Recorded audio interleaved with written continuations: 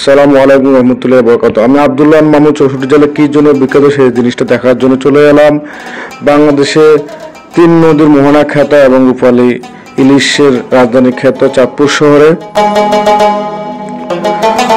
রূপালী ইলিশ চাঁদপুরকে এনে দিয়েছে ইলিশের বাড়ি নামে সুখ্যাতি। ঢাকা হতে দিনে গিয়ে দিনে আসা যায় বিদায় এবং তরতাজা ইলিশের স্বাদ গ্রহণ করা যায় বিদায়। অপরূপ প্রাকৃতিক সৌন্দর্য উপভোগ করতে প্রতিদিন অসংখ্য পর্যটক চাঁদপুরে অবস্থিত বিভিন্ন দর্শনীয় স্থানগুলোতে ভিড় করেন।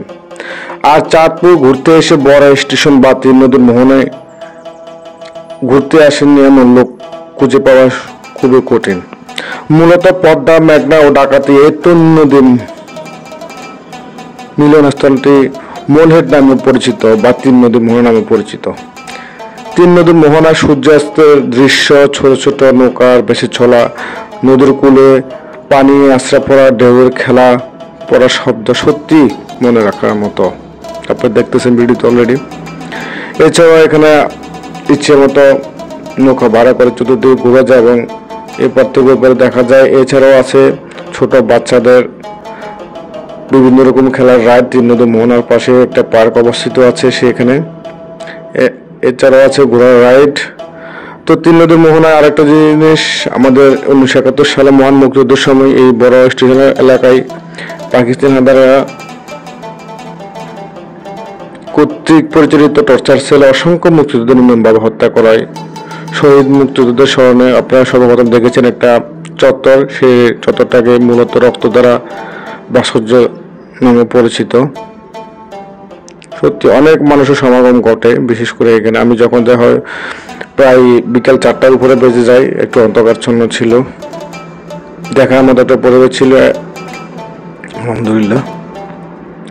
তো মূলত যোগাযোগ ব্যবস্থা যদি ঢাকা থেকে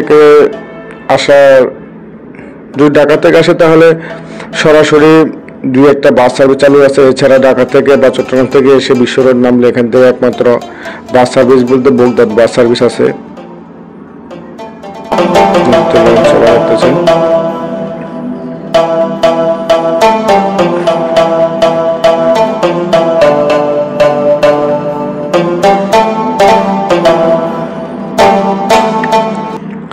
তিন নদীর মোহনা ও বড় স্টেশনের পাশে চাঁদপুরের সবচেয়ে বড় ইলিশের পাইকারি আড়ত, যেখানে নদী থেকে ট্রলারের মাধ্যমে সরাসরি ইলিশ মাছ আসে এই বাজারের পিছেই সরাসরি। চাঁদপুরের অরিজিনাল ইলিশ মাছ যদি সংগ্রহ করতে হয়, বিশেষ করে চাঁদপুরের অরিজিনাল ইলিশ মাছকে লোকাল ইলিশ মাছও বলা হয়। তিন নদীর মোহনা দেখতেছেন, অনেক মানুষের সমাগম আছে। ছোট পাশে একটা ছোট পার্ক অবস্থিত, ছোট ছোট বাচ্চা নিয়ে বা অনেকে আত্মীয় স্বজন এবং পরিবার নিয়ে ঘুরতে এসেছেন। অনেক মানুষের সমাগম ঘটে আসলে, এবং দিন দিন এই জায়গাটা অনেক জনপ্রিয় হয়ে উঠতেছে আলহামদুলিল্লাহ। তো চাঁদপুর এসে চাঁদপুর ইলিশের স্বাদ গ্রহণ করবেন এমন তো হতে পারে না, যে জন্য চাঁদপুর খ্যাত বিখ্যাত। সে চলে এলাম সেই ইলিশের বাজারে। এটা মূলত বড় স্টেশনের পাশে অবস্থিত। আপনি যদি অরিজিনালি লোকাল চাঁদপুর ইলিশ মাছ সংগ্রহ করতে, সেক্ষেত্রে অবশ্যই একটু সতর্কতা অবলম্বন করতে হবে, কারণ এখানে আসলে মূলত সাগরের ইলিশ মাছও পাওয়া যায় এবং লোকাল বা চাঁদপুরের যে নদীর ইলিশ মাছ সেটাও পাওয়া যায়। দুজনের ইলিশ মাছও পাওয়া যায়, কিন্তু আসলে চেনাগত দিক থেকেও খুব সাবধানতা অবলম্বন করতে হয়।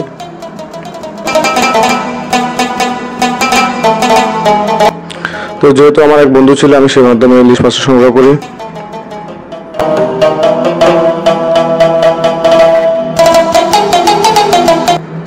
এবং দামও বিভিন্ন সময় ভিন্ন রকম হয়। যারা মাছ সংগ্রহ করতে যাব আমরা, অসুদার দাম হবে হিসেবে করে বা নিতে হবে। এক এক সময় এক এক দাম হয়, সিজনালের দাম আপ ডাউন করে। এছাড়া এখানে আছে নদীর পাঙ্গাস, বড় বড় চিংড়ি মাছ এবং বিভিন্ন ধরনের নদীর মাছও পাওয়া যায়।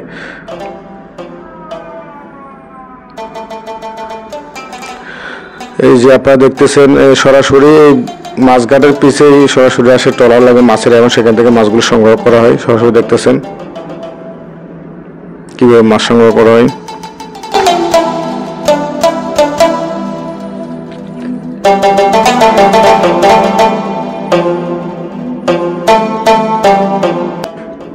যেহেতু ইলিশের রাজধানীতে এসেছি, আর এখানে এসে ইলিশ মাছ মিস করা যাবে না, তাই তরতাজা ইলিশ মাছ খেতে হলে এখানে বড় স্টেশনের পাশাপাশি বিভিন্ন যাত্রী ছোট ছোট হোটেলগুলো অবস্থিত আছে এবং লঞ্চ ঘাটেও আছে বিভিন্ন রকম হোটেল।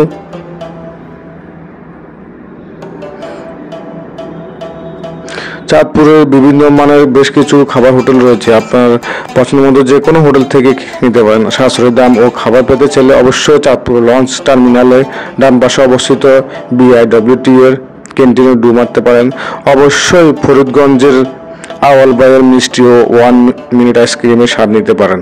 আমি যদি সেগুলো ভিডিও দিতে পারি। তো সবাইকে ধন্যবাদ। আসসালামু আলাইকুম রহমতুল্লাহ।